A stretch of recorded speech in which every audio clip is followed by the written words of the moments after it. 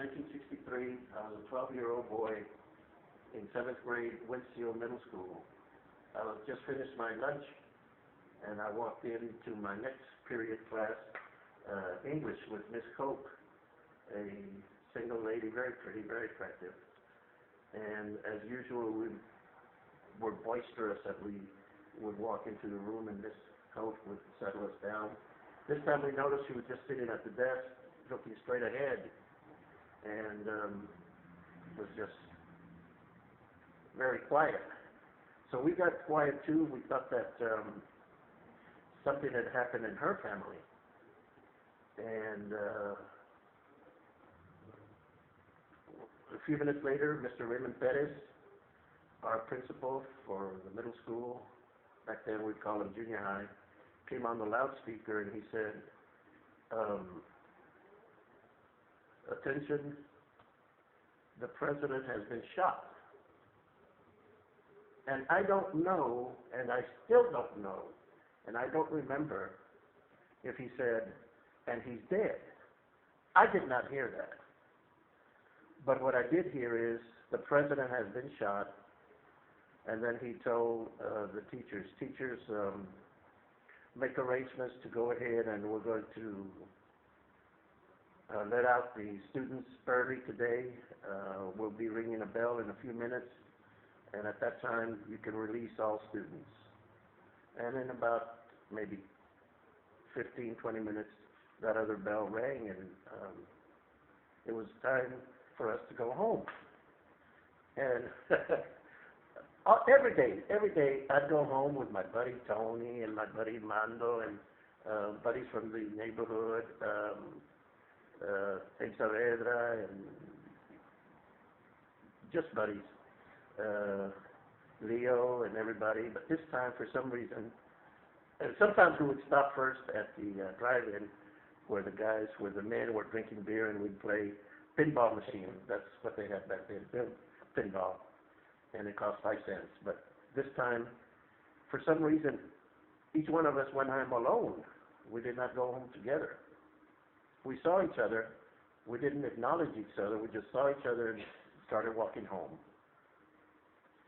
And I got home, and I didn't know what to do. I didn't think about turning on the TV. I just waited for my dad to come home. And he'd get home about 4 or 4:15, and that was the same time he got home that day. And I remember when these guys, where my dad worked, they invented the carpool. They had carpools back then, so they were the inventors of the carpool.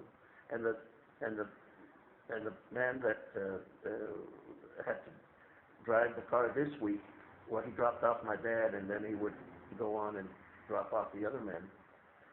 So he dropped off my dad, and I saw the same expression on my dad as I did Miss Coke.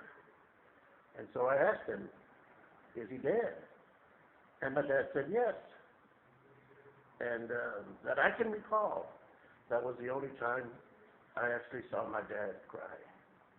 And he cried because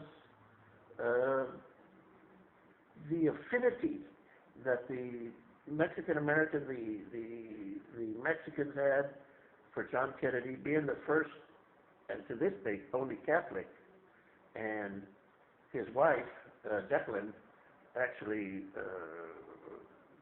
was very fluent in Spanish, and in many of the campaigns, the wife, Jacqueline Kennedy, would address the crowd.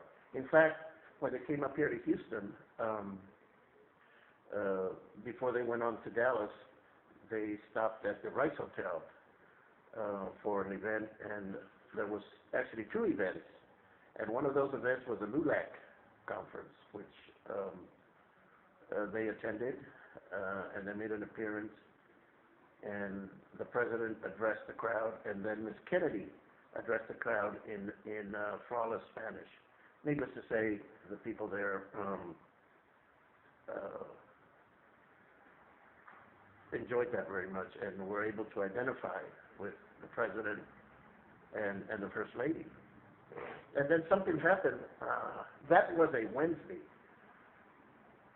And 2 days later would be the game, the sporting event of the year for Corpus Christi.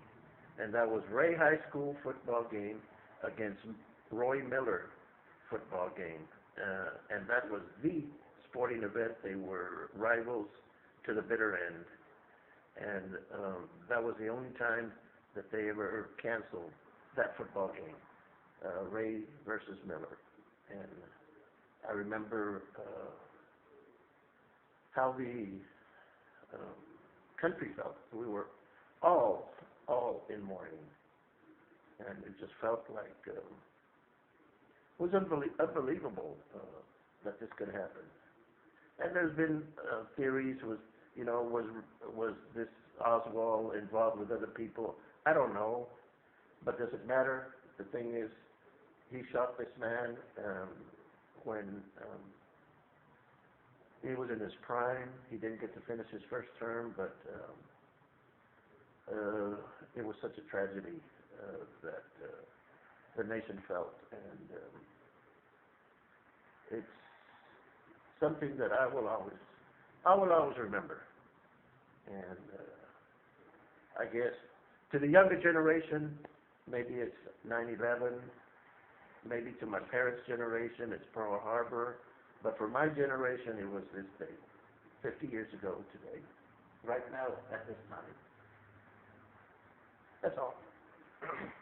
So why do you think he was so beloved, especially among, let's say, Chicanos, or I guess as they were called back then, Mexican Americans, or I think beyond? Is there anything besides like the Catholic and the Spanish? well, he was Democrat. Well, that's true. and the wife, and I think they saw in him, although he came from a very wealthy family, to be sure, and lived a life of privilege, still was involved with the poor people, and still identified with the poor people, and he, in one of his speeches, did say famously, to those that much is given, much is expected. And through his short time in the Senate and as president, he did conform to that ideal of helping the poor, the minorities, and not only that, but his brother Robert Kennedy continued with that. He is the one who actually went and talked with Cesar Chavez when he was in going through his fast, and supported him in the movement of boycotting grapes so that farm workers could have a decent living and wages, as well as rights, as well as conditions under which they would work. And I think that's the reason why the Latinos back then, as we were called, Mexican Americans, Mexicanos, could identify so readily with the Kennedys, the language, the religion, and how he would just walk into a room and he would catch everybody's attention. And he had a lot of charisma. And